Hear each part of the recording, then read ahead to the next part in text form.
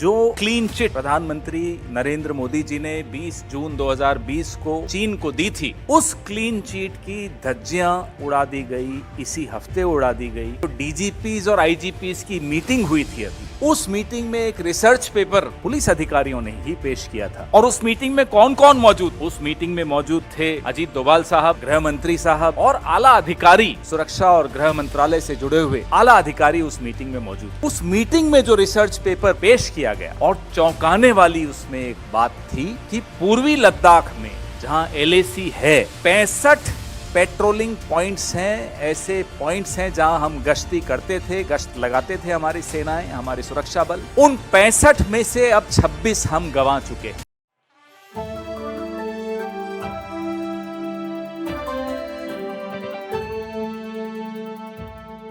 मुद्दा राष्ट्र की सीमाओं की सुरक्षा से जुड़ा हुआ है और जो क्लीन चिट प्रधानमंत्री नरेंद्र मोदी जी ने 20 जून 2020 को चीन को दी थी, उस क्लीन चिट की धज्जियां उड़ा दी गई, इसी हफ्ते उड़ा दी गई।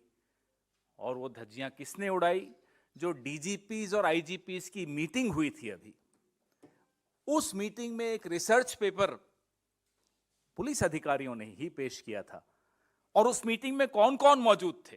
उस मीटिंग में मौजूद थे अजीत डोभाल साहब, गृह मंत्री साहब और आला अधिकारी, सुरक्षा और गृह मंत्रालय से जुड़े हुए आला अधिकारी उस मीटिंग में मौजूद थे। उस मीटिंग में जो रिसर्च पेपर पेश किया गया और चौंकाने वाली उसमें एक बात थी कि पूर्वी लद्दाख में जहां एलएसी है, 65 पेट्रोलिंग पॉइंट्स हैं, ऐसे पॉइंट्स हैं जहां हम गश्ती करते थे, गश्त लगाते थे हमारी सेनाएं, हमारे सुरक्षा बल। उन 65 में से अब 26 हम गंवा चुके हैं।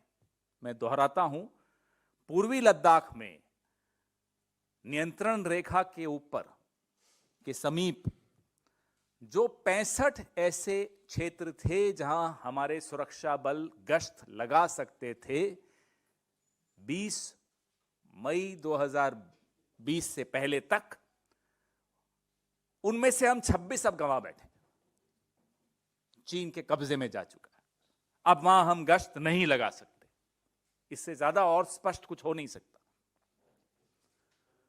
पीएलए ने उन बिंदुओं पर हमारे सुरक्षा बलों की गश्ती रोकवा दी, हमने रोक दी, हमने उन्हें क्लीन चिट दी और पीएलए ने उन पॉइंट्स पर आला दर्जे के कैमरा लगा दिए। उन कैमरा से वो हमारी दिशा में देखते हैं, स्पष्ट तौर पे देखते हैं कि हमारे यहां क्या मूवमेंट्स हो रही हैं।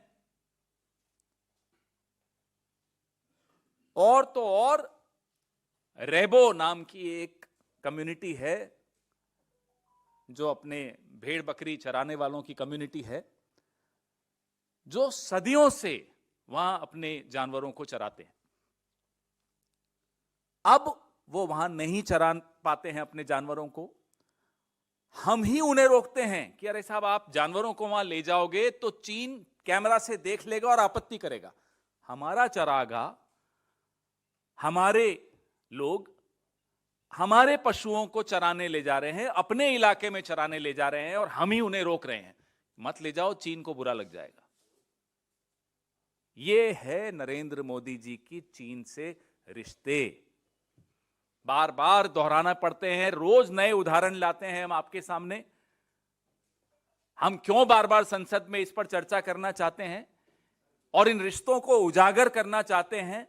जो खतरे हमारी सीमाओं के अंदर आ गए हैं, उन खतरों को उजागर करना चाहते हैं। लेकिन मोदी जी नहीं चाहते कि हम इनको उजागर करें।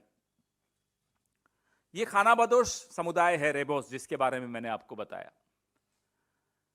अब क्योंकि स्थानीय समुदाय है, तो जो सुरक्षा बल हैं, जब उन्हें रोकते हैं कि साहब चरागाह नहीं है, यहां मत लाइए इनको जानवरों को, तो सुरक्षा बलों से उनके रिश्ते खराब होते हैं। तो उस रिपोर्ट में कहा गया है कि सुरक्षा बल अब सिविलियन कपड़ों में जाकर वहां रोकते हैं उन्हें कि यहां मत आइए,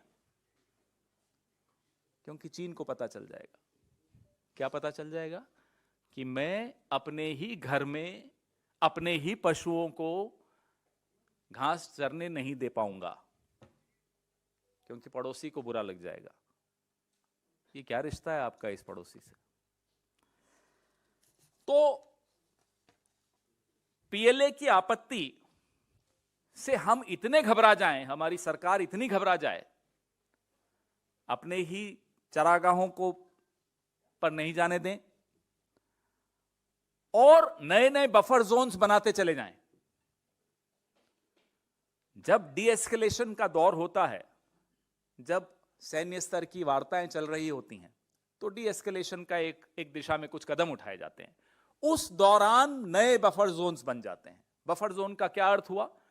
कि यहां तक मैं जा सकता था, अब बफर जोन बन गया है, अब मैं यहां तक नहीं जा सकता, मैं यहीं हूं। और यहां चीन आ गया, तो एक एक इंच करके चीन घुसता चला जा रहा है। हम आंख मूंदते चले जा रहे हैं। हम जिसको अंग्रेजी में कहते हैं डिनाइबिलिटी, हम डिनाई करते चले जा रहे हैं। नहीं साहब, आ ही नहीं रहा चीन। तो हमारे सवाल हैं, फिर से दोहरा रहे हैं, नए सवाल हैं, नए तथ्य सामने आए हैं, इसलिए नए सवाल हैं कि मिलिट्री टॉक्स के 17 राउंड हो गए हैं। उसके बाद 3 साल बाद भी हमने यथास्थिति बहाल क्यों नहीं की? Why have we failed in restoring status quo ante as on 20th May 2020, despite 17 rounds of military level talks with China? Number 2, DGP स्तर के पेपर में अति संवेदनशील मुद्दे उजागर हुए हैं। क्या मोदी सरकार देश को बताएगी कि भारत के आधिकारिक भूभाग में चीन कितना अंदर तक आ चुका है और हमने क्यों चीन के हवाले कर दिया वो आधिकारिक भूभाग हमारा? क्या देश को बताया जाएगा? किसी स्तर पे बताइए। संसद में चर्चा की हम मांग कर रहे हैं, फिर से दोहरा रहे हैं, सत्र शुरू होने वाला है। क्या मोदी सरकार इस अवैध कब्जे पर चर्चा होने देगी इस बार संसद में? और इससे क्या होगा?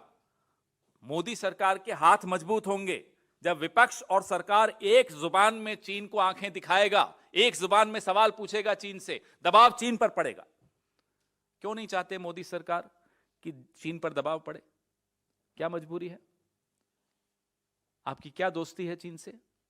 आप 17 बार मिलते हैं, मिलिए। आप झूला झूलते हैं, झूलिए। आप उनको नारियल पानी पिलाते हैं महाबलीपुरम में, पिलाइए, 2 बार पिलाइए, हमें कोई आपत्ति नहीं है। लेकिन हमारे भूभाग पर चीन कब्जा करता चला जाए, आप चीन को आंख दिखाने की बजाय उन लोगों को आंख दिखाएं जो आपसे ये सवाल पूछें चीन पर। हमें आंख दिखाना बंद कीजिए, चीन को आंख दिखाना शुरू कीजिए।